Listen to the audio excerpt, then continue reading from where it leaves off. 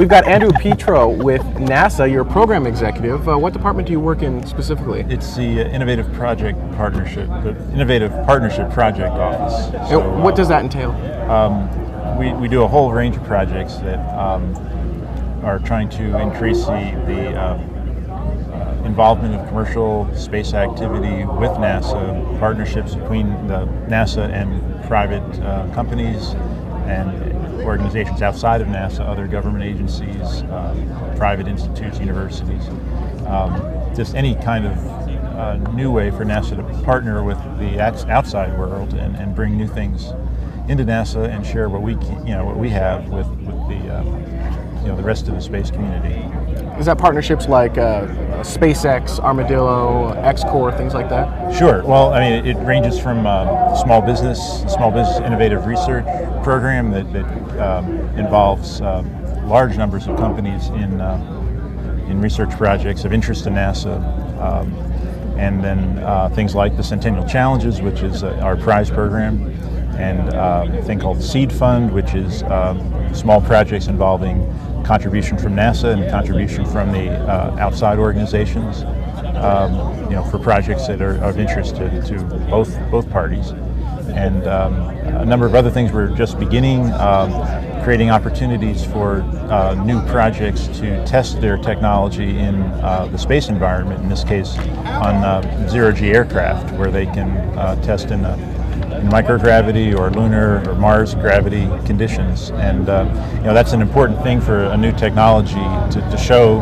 that maturity, and then it increases the chances of those technologies being picked up by other projects and programs that aren't usually quite ready to take something that's that immature. So it gets them over that hump and helps push them along a little bit. So and that's just the beginning. We hope to expand that from just the parabolic aircraft flights, where you get 25 seconds of zero gravity, to suborbital flights on some of these commercial suborbital systems that are in development now.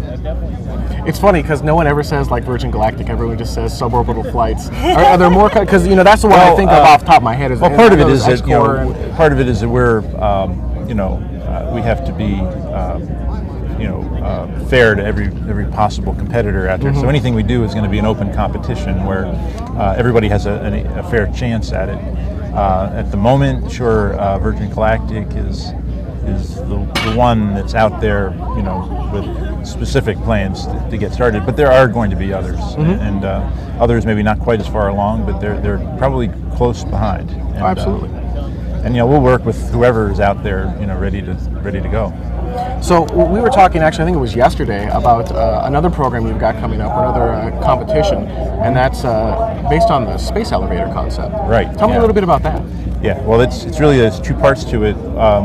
Because the space elevator, the idea is you climb up a cable into the sky, connected to a satellite orbiting the Earth. When you say it like that, it really sounds crazy. And it's well, when you say space elevator, it's like, okay, that kind of conjures up one kind of an image, and then you say, I'm going to climb a rope to a satellite. You see what I'm saying? That's exactly what it is, and it's a very novel way to get to space. And awesome, if you can make it work, it's a fantastic way. For sure. You're not doing any of the kinds of things we're seeing here today with rockets, but that's a futuristic concept. But at the same time, it's nice that we're able to help that concept along, and in the meantime, there's other technologies like the tether itself, super strength materials that you would need to do a space elevator, but you could use for all kinds of other things. It would revolutionize other fields that we're interested in. And then the power beaming, because the idea there is you don't want to carry your power supply with you on this device that has to climb up the tether. You want to keep that lightweight. So you put your power on the ground, which means you have to transmit it without wires to the device that's climbing up. Mm-hmm. So this challenge demonstrates that techniques for doing that, and that's of interest to lots of people, including for any kind of space, solar power, beaming power to in emergencies to disaster areas, for example, or operating in a place like on the moon, where you could power a rover or even a larger device that wants to move around on the moon doesn't have to carry its own power with it, and that could be a really great capability. So this particular challenge is the power itself. It's not because the space elevator is still a little too far out. Right. This is taking a piece of that. It's something you would need to make that possible, and demonstrating that. And beaming the power from the ground to a device that's some distance away. In this case, the plan for this year's competition is that the cable that they have to climb will be 1 kilometer long, going up into the sky. So that's long. That's a big step. It's a long ways. Last year it was 400 feet with a crane. This year it'll be a kilometer. And how are you going to execute on that though? Because you gotta have a taut cable from ground. The approach that's being worked out now is to use a helicopter. They also looked at using a balloon, but right now the idea is to use a helicopter to hold that cable up. And they have some experience in doing that kinds of things, moving large cables in remote areas. And so it'll be that kind of operation. That in itself will be a unique thing. Yeah, it will. To have Great. This cable disappearing into the sky, and then this device crawling up, and it itself will more or less disappear. Riding on a laser beam, essentially. That's really cool. Are there teams that are close to being able to accomplish it? Yeah, there are a number of teams that have been working on this for several years. This will be the third year of this competition. And no one has won the prize yet, and the prize has increased each year, and the difficulty has increased. So starting this year, we've reached the maximum prize that's allocated for this. It's $2 million, but the degree of difficulty is also very high. But there are teams out there that were close last year to the less difficult challenge, but from what I hear, there's several teams that will be real contenders for that, and that'll be pretty exciting. As with this, I think there'll be definitely multiple teams competing in that one, so that should be good. So in my mind, the advantage of something like this is not only everything you mentioned, which is incredibly unique ways to beam power from location to location, essentially. You don't have to have the entire huge infrastructure in place of cables to get power from point A to point B. So in a disaster, you can move power. You can move power from device to device, things like that. But in addition, this pushes the space elevator one step closer. And while the space elevator is really far out there, bordering on sci-fi, the advantage of the space elevator is that we expend a tremendous amount of energy getting out of our own atmosphere. That's where if we can eliminate that and just ride a space elevator up and then take whatever we have, have a space station, whatever it is up there. I mean, we could build a totally different class of space. Right. In terms of the energy required, getting that first part is the hard part. Once you're in space, the transportation becomes easier. But getting and that's what we were seeing today is, it's tough to make that transition from sitting on the ground to going, very fast through the sky, and that's the hard part. And the elevator is a completely different way of doing that. What's also interesting about that challenge is that there's a number of teams that have been working on this, and they cooperate quite a bit. They're all, by mutual agreement, going to be using the same power source on the ground, a laser that's provided by one of the sponsors. And they're all advocates for this, and they all want to see it succeed. So they even help each other, hoping that somebody's successful at it. So it's a very positive thing. It's not just competition, but it's cooperation as well. What other projects do you have going on right now? Well, as far as the challenges, we have the Astronaut Glove Challenge, which will be coming up I think around April of this year, the second time around. Talk about that a little bit. Yeah, there was a competition in 2007 with a number of competitors. One of them was an unemployed engineer from Maine who heard about this competition and said, maybe I could do that. And he had been involved when he was younger in sail making, so he used some of what he learned from making sails to making a spacesuit glove, and he made a very good one. He won the challenge. He beat a few professionals that had entered. And he's gone on now to start his own company making spacesuit gloves. And he has a customer in Orbital Outfitters, which is another small company that's entered into the field of making pressure suits with the suborbital, commercial suborbital industry that's just getting started, being a customer for them. So we're real happy that the challenge competition has resulted in a new new entry into the commercial space field, another entrepreneur that is getting started. We should say, gloves on a spacesuit are actually very complicated. They're one of the hardest parts, of my understanding, because not only do you have to maintain pressure, because you don't want to lose the pressure, or essentially your blood boils. You also have to be able to move your hand. Exactly. And being able to do that in a non-pressure environment and then a pressurized glove, being able to move your hand is actually hard. Yeah. The hard part in spacesuits is the joints, and the hand is all joints and close together, and so it's very precise work to build the glove, and as you're saying, you want to try to minimize the effort it takes, to squeeze things with your hand. It's a very intricate kind of project to do that. So the astronaut glove is one of them. You had mentioned some spacesuits. Do you have anything going on with the rest of the spacesuit? No. In some of these challenges, I think we want to try to focus on one part that somebody can work on a small team and on a small scale. And so, even though it's an intricate, difficult job, it's a smaller scale thing. So the glove is a good piece of the spacesuit that we can use as the focus of a challenge. So we're not looking beyond that for that one. This one that we're doing today is an overall spacecraft. Mm-hmm. The power beaming and tether are more of a system, putting a whole system together.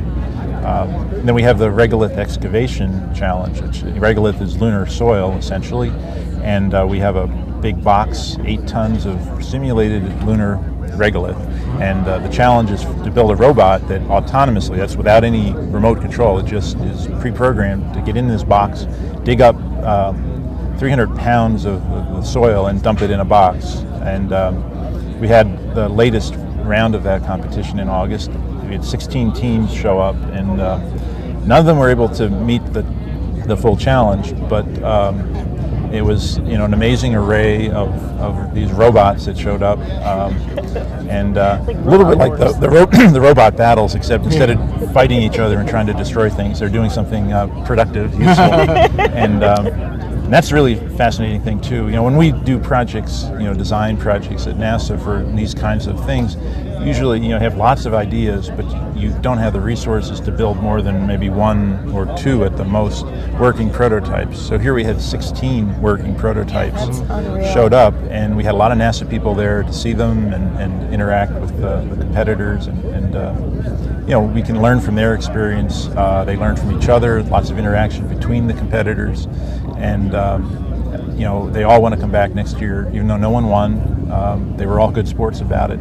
They all want to come back and do it again next year.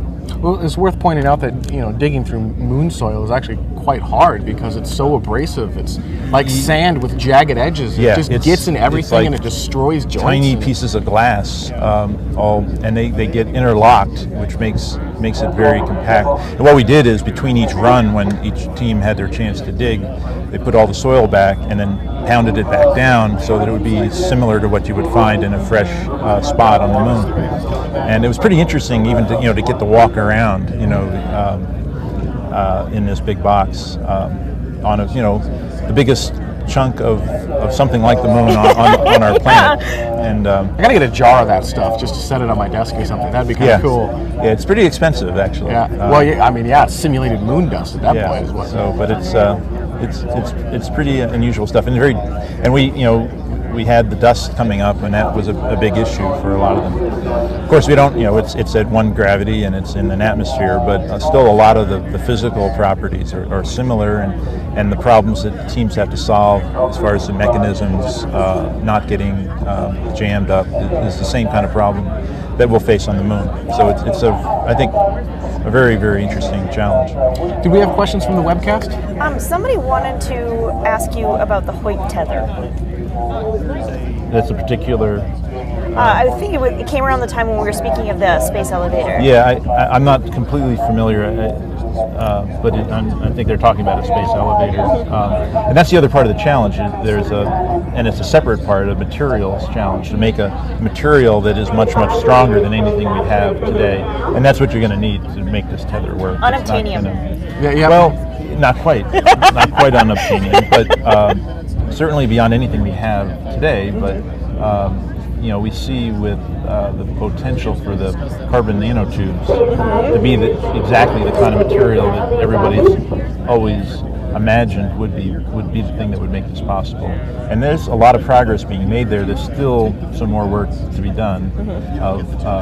They can make tiny pieces of this material. It's incredibly strong, but putting it together into big pieces is where the challenge is. It's an engineering challenge, and people are working on it, and we hope we're spurring that on a little bit with this challenge. That's awesome. Additional webcast questions? No, mostly people are just concerned about Barry Manilow being on in the elevator the entire time, because that's a really long time to have to listen to music. It'll be a fairly long trip. Maybe some music or something. Bring your own Exactly. so you can select your own music. And someone else commented they hope that the designer for the space elevator is better than the one who did the ISS toilet. Which, it's not the toilet's fault, okay? Everyone needs to lay off a little bit. Yeah, I think, we learn as we go along. Of course. There'll always be new challenges. So you go. And now a new toilet on the International Space Station as well, adding the second one. You did the astronaut glove. What other programs do you have going on? Well, I think we mentioned most of the challenges, and of course we're always looking for new ones. We'll propose some new ones probably in the coming year. We'll have to wait and see if we get additional funding to support that. But we think these challenges are a great thing and a good investment, an investment in which the taxpayer is not really risking anything until the achievement that we've set out has actually been done, and then the winner gets their money. Most people are spending far more in their effort to do this, and they're actually going to win in the competition. But in addition to that, outside of the challenges, I mentioned that we want to give opportunities for people in small companies and smaller projects to be able to test in the space environment.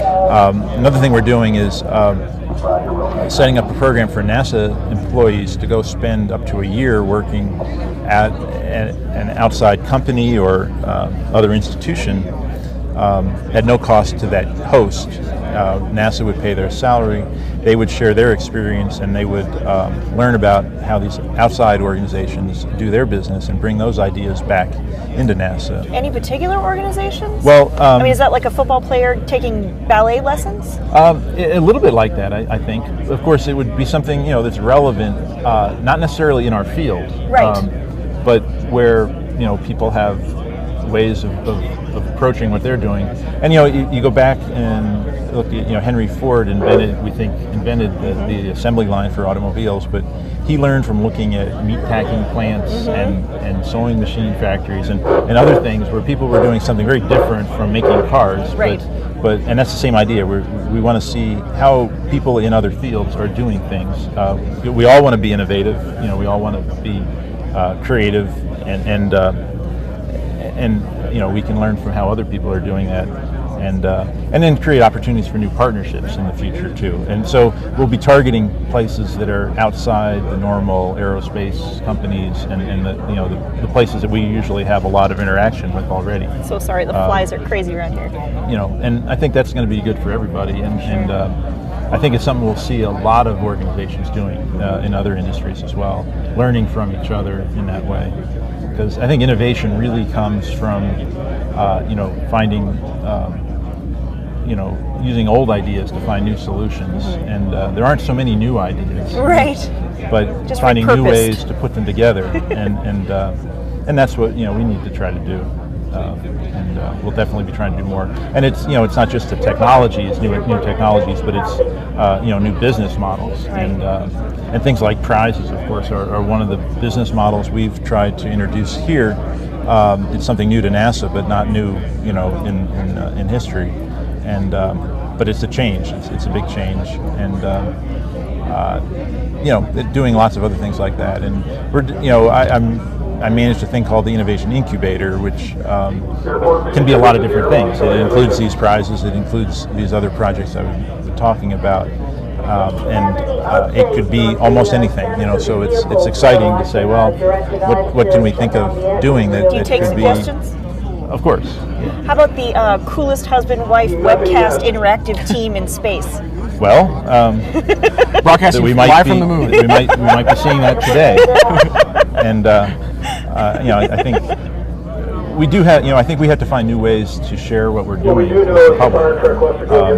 The sort of the traditional thing of the the evening news. Right. That was really the way that we communicated, I think, probably in the 60s, with the lunar missions. That's not the way to do it anymore. There's so many other outlets for that. And I think also, what you're doing today is where you can have interaction with the audience. That's the way we need to communicate now. And not just communicate, but get involved in things like these competitions where everybody can be part of this space program that does belong to everybody. Of course. Yeah. Oh, yeah. We totally agree. I mean, that's why we started this. I'm sure. To make it easy for the general population to become part of the event. Yeah. And I think if you're part of the event, you're more interested in it. Yeah. I think the idea of space exploration from here forward is something that everybody should have a role in participating in, whether you're sitting on the ground or you're involved in some other way. And it won't be like just sitting at home watching people walk on the moon on television. I think we'll see a lot more interaction, and we're looking at things like that as open innovation, where we can present a problem and put it out there and let people work together to come up with new solutions. All kinds of things like that. And a lot of that is made possible by the communication technologies we have now, the internet and other things. So we want to take advantage of that. Yeah, awesome. Additional webcast questions? No, not really. Come on, guys, participate. This is your chance. This is your chance to be part of it. Moon missions. Right, You guys have questions about moon missions? Nah, it's all right. Andrew, right. thank you so much for joining us today. Okay. It was a pleasure having you on, and I'm sure we'll be able to talk to you in the future. Yeah, I hope so. All right, great. All right, well, thanks for what you're doing. I think it's great. It's lots of fun.